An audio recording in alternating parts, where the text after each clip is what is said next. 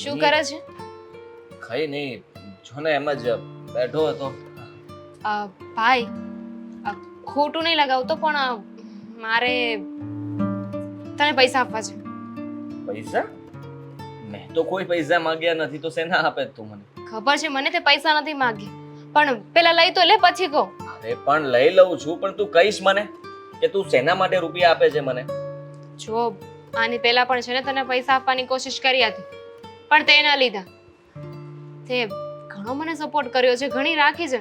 મને ખબર છે કે તું મને સગી બેનની જેમ રાખે છે, પણ જો આવી રીતે કેટલા સમય હું રહીશ? બરાબર છે તારી વાત. બોલ બોલ, હજી બોલ. હા, સમજી ગયો હું કે તું આ રૂપિયા શેના માટે આપે છે. અત્યાર સુધી મેં જે કંઈ પણ ખર્ચો કર્યો એ બધા તું પાછા આપવા માંગે છે. ના ના, અરે તે જ આ ઘર લીધું છે ને તે અમને અહીંયા રહેવા માટે બોલાવ્યા છે, તો વિચાર કર કે હું આ તારા પૈસા લઉં.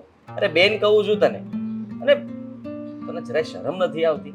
તારા ભાઈને તું પૈસા આપે છે. હા તો શું થઈ ગયું? ભાઈ ઘણી રાખી છે ને મને. જ્યારે કોઈ મારા સપોર્ટમાં નહોતું, કોઈ સાથ આપવા તૈયાર નહોતું, ત્યારે તે જ મને મદદ કરી હતી. ખબર છે ને કેવી કેવી હાલતમાં હું ઘરે આવી હતી. હા, નોકરાણી બનીને આવી હતી. આજે યાદ છે મને કે તું બહુ હોશિયાર હતી. કેલ્સી મારીએ પહેલા તું સરવાળો કરી દેતી હતી, એ જ ને તું? હા એ જ. જો તે ઘણું કર્યું છે મારા માટે, અને એનો બદલો હું આ પૈસાથી નહીં વાળી શકું. પણ હવે મારી ફરજમાં આવે છે, આપણે લોકો સાથે રહીએ છીએ તો થોડા ઘર ખર્ચમાં હું પૈસા આપું તેમાં શું થઈ જવાનું છે? આ વાત ઉપરથી મને એક વાત યાદ આવી કે તે તારા ભાઈના સમાચાર મેળવ્યા કે નહીં? ફરી એ વાત મેં કહ્યું હતું ને કે મારો એક જ ભાઈ છે. એને ભલે મારી પાસે માફી માંગી લીધી હોય, પણ કૂતરાની પૂંછડીને છે ને ગમે એટલી જમીનમાં દાટો, એ વાકી તે વાકી જ રહી. અને મને વિશ્વાસ છે એ ક્યારે નહીં સુધરે. એને રોજ કેટલા ફોન આવે છે મને, હું ફોન કટ કરી નાખું છું. પણ હમણાં 2 દિવસ પહેલા એનો ફોન આવ્યો અને મેં વાત કરી હતી એની સાથે. શું કીધું એને? કહેતો હતો કે તું મારી સાથે રહેવા આવી જા, આપણે બંને સાથે રહીએ. મને એની સાથે રહેવા બોલાવે છે. આઈ ડોન્ટ નો શું હોય, પણ મને એના અવાજ પરથી એવું લાગ્યું કે એ કંઈક પ્રોબ્લેમમાં છે. સાચું કહું તો તારે જાણવું જોઈએ અને એને મળવું પણ જોઈએ. કદાચ એવું પણ બની શકે કે એને જે કંઈ પણ કર્યું એનો એને પછતાવો હોય, એ સુધરી ગયો હોય. ને હું તો કહું છું કે તું એની પરિસ્થિતિ જાણીને આ રૂપિયા એને મોકલી દે. ભલે તું કદાચ તારું નામ ન આપવા માંગે તો કંઈ નહીં, પણ ગમે તેમ કરીને તું એની મદદ તો કરી શકે છે. કોઈ જરૂર નથી. જો માફી એને એ દિવસે માંગી લીધી હતી, એને પછતાવો પણ એ દિવસે થઈ ગયો હતો, પણ એ શું કામ? અને મેં ત્યારે પણ કહ્યું હતું કે મારે એની સાથે કોઈ સંબંધ નથી રાખવો. તે દિવસે જે થયું એના પછી બાને મેં ગામડે મોકલી દીધા. હા, મને ખ્યાલ છે. અને તું હંમેશા સારું જ વિચારે છે અને જાણે પણ છે. પણ સાચું કહું તો તને ફોન કરે છે તો એવું પણ હોઈ શકે ને કે એને તારી જરૂર હોય, બાની જરૂર હોય. એને શું જરૂર હોવાની? એને કોઈ જરૂર નથી, અને જો જરૂર હોય ને તો પોતાના કર્મો જ ભોગવી રહ્યો છે. બહુ બહુ હેરાન કર્યા છે બધાને, તો બસ આ એનું જ પરિણામ છે. નામિની, જે થવાનું હતું એ થઈ ગયું છે, એને તો કોઈ બદલી નહીં શકે ને. તો પછી તું વિચાર કર ને કે તારું સપનું પૂરું થઈ ગયું છે, તારે જે બનવું હતું તે તું બની ગઈ છે. હવે કંઈ નવું વિચાર. અને આ સમયની સાથે બની શકે તો કોઈ પણને માફ કરી શકીએ આપણે. વિચારીશ. હા,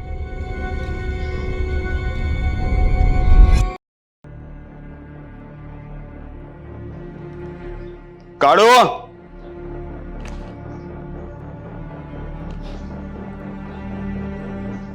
મેં તને દેવાંગને ફોન કરવાનું કીધું તું ને? દેવાંગને ફોન કર્યો? હા, કઈ વાળી રસ્તામાં જ આવે. કેટલી વાર? ફરીથી ફોન કરીને બોલાવે ને.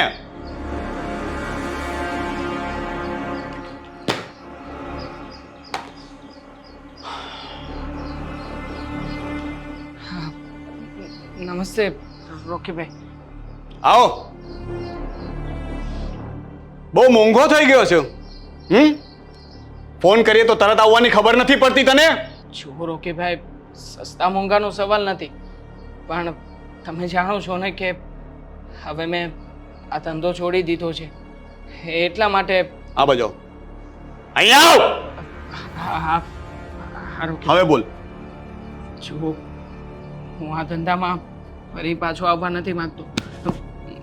મેં મારી તારે આ ધંધામાં આવવું કે નહીં એ હું નક્કી કરીશ.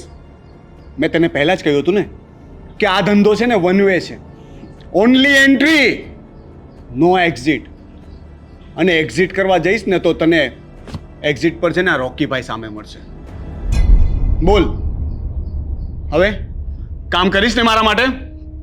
રોકીભાઈ, મારી બેન કલેક્ટર બની ગઈ છે. મેં એને વચન આપ્યું છે કે હવે પછી ક્યારેય પણ હું કોઈ પણ પ્રકારના ખોટા કામ નહીં કરું. અરે કલેક્ટર બની ગઈ છે તો એનો ફાયદો ઉઠાવ ને. એના કોન્ટેક્ટનો ઉપયોગ કર, લાગવગ લગાવ અને આપણા ધંધાને મોટો કર. હવે તો આપણને કોઈ નહીં રોકે. પોલીસ પણ તને કંઈ નહીં કરે.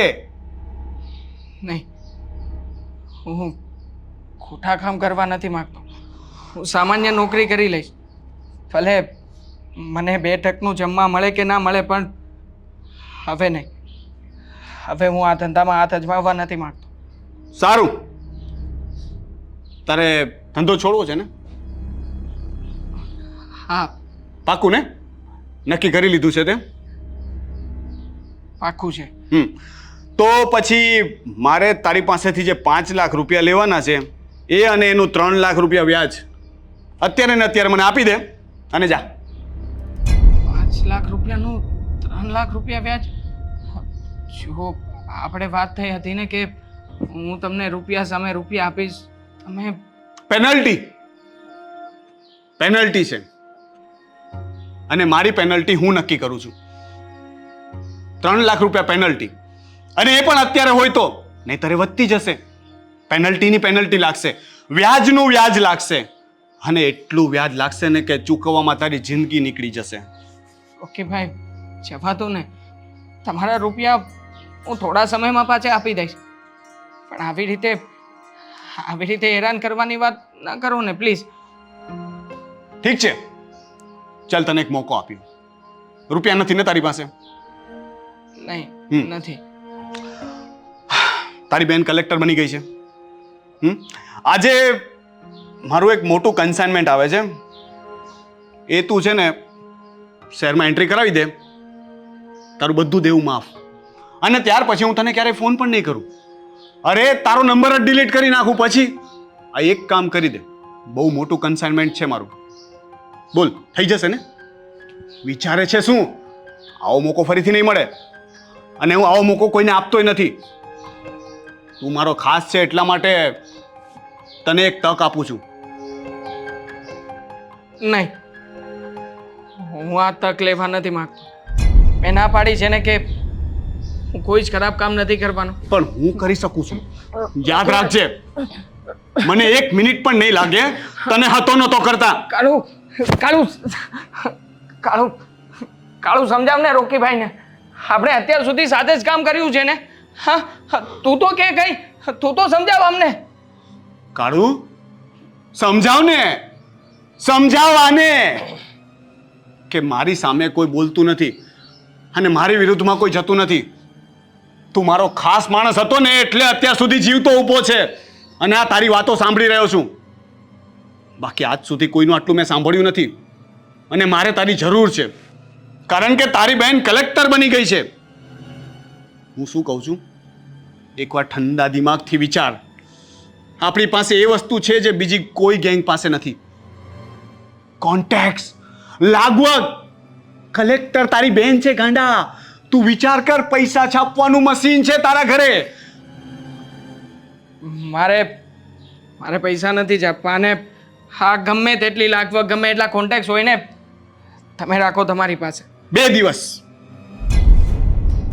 2 દિવસમાં મને 10 લાખ રૂપિયા જોઈએ. 10 લાખ? હમણાં તો 8 લાખ રૂપિયાની વાત થઈ હતી ને. 2 લાખ રૂપિયા મને ના પાડવાની બીજી પેનલ્ટી. મેં કહ્યું ને કે મને કોઈ ના નથી પાડતું, અને તને જીવતો જવા દેવાની ફીસ સમજી લે. ઓ, કેટલા દિવસ? 2 દિવસ. 2 દિવસ. ને ફોન કરું ને એટલે ગમે તે કામ છોડીને આવી જવાનું, નહીતર જો મારે આવવું પડ્યું ને તો તને બહુ મોંઘું પડશે, સમજે છે ને? હા, સમજુ છું. કાઢવાને બહાર સુધી મૂકી આવ, અને જરાક પ્રેમથી. કાળુ, કાળુ, તું તો દોસ્ત છે ને મારો. આપણે સાથે કામ કર્યું હતું ને.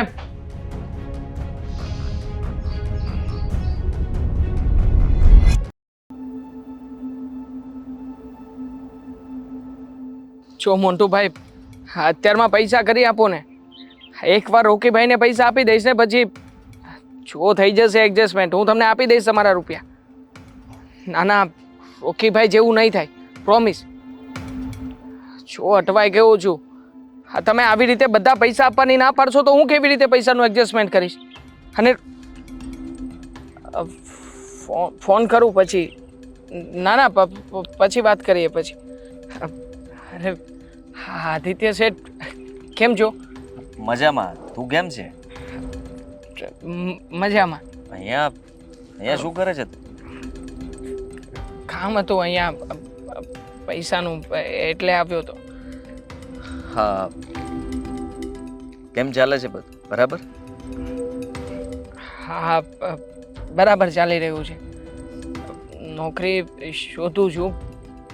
નોકરી મળી જાય તો બધું બરોબર જ છે. મળી જશે. દામિની કહેતી હતી મને કે તું એને અવારનવાર ફોન કરે છે અને વાત થઈ તારા વિશે. તું એની સાથે રહેવા માંગે છે, એને ઘરે બોલાવે છે, બા સાથે રહેવા માંગે છે. પણ દેવાંગા બધું તે જ કર્યું છે ને. માણસ ભલે એકવાર ભૂલ કરે પણ જિંદગીભર પછતાવો રહે છે.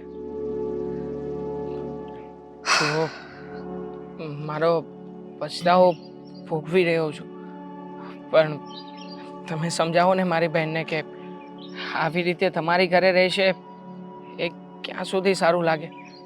એટલા માટે જ બોલાવી રહ્યો છું. દેવાંગ, તને શું લાગે છે મેં સમજાવવાની કોશિશ નહીં કરી હોય? મેં ઘણીવાર એને કહ્યું છે કે એને હવે માફ કરી દે.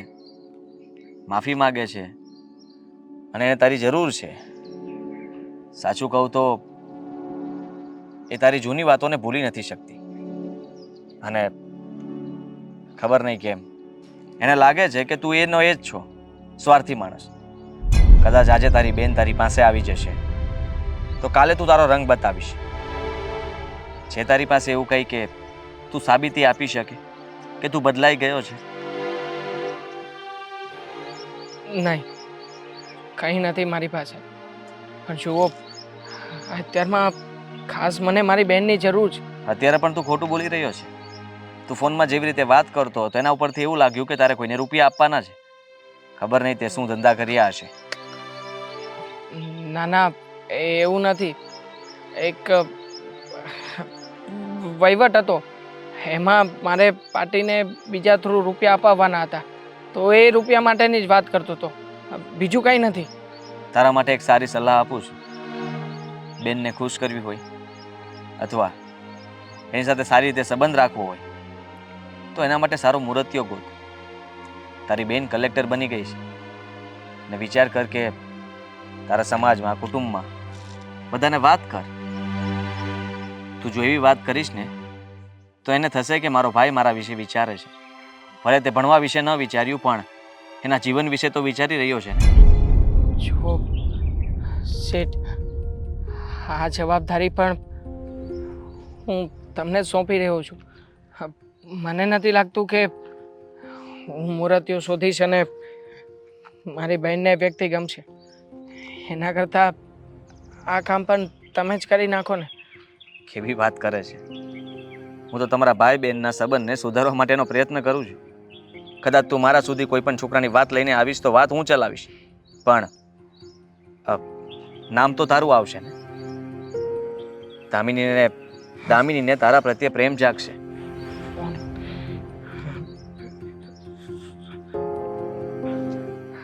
હા રોકીભાઈ, ના ના કરી આપીશ તમને. હા હા થઈ જશે થઈ જશે. હું પછી ફોન કરું. હા જો આવા ફોન અવારનવાર આવતા રહે છે. આમાં હું કેવી રીતે મારી બહેનની જવાબદારી સંભાળી શકીશ? વાંધો નહીં, એ તમારી ઘરે છે ને એમાં જ મારી ખુશી છે. કારણ કે હું મારી બહેનને સરખી રીતે સાચવીને ઘરે રાખી નહીં શકું. તે જ સ્વીકારી લીધું છે એટલે વાત પૂરી થઈ ગઈ. કારણ કે તું જ જો ન સમજતો હોય, તને જેવું લાગતું હોય તો તું સાચો જ હશે ને. મને તારી બેન કંઈ ભારે નથી પડતી. હા, એણે લીધેલું છે મકાનમાં રહીએ છીએ અમે. વિચાર કર, મારા ઘરમાં એ સારી રીતે રહે છે પરિવારના સભ્ય તરીકે, અને અમને લોકોને કંઈ જ વાંધો નથી. જો મેં ઘણું બધું દુઃખ આપ્યું છે અત્યાર સુધી એને, અને આગળ વધારે દુઃખી કરવા નથી માગતો. હા ઠીક છે, હું મારી રીતે મારું કરી લઈશ. હું જાવ અહીંયાથી. નંબર આપને તારો. નંબર બદલાતો રહે છે. શું છે કે કામ થોડું ઘણું તકલીફમાં છે ને એટલે. મારો લખી લે. હા હા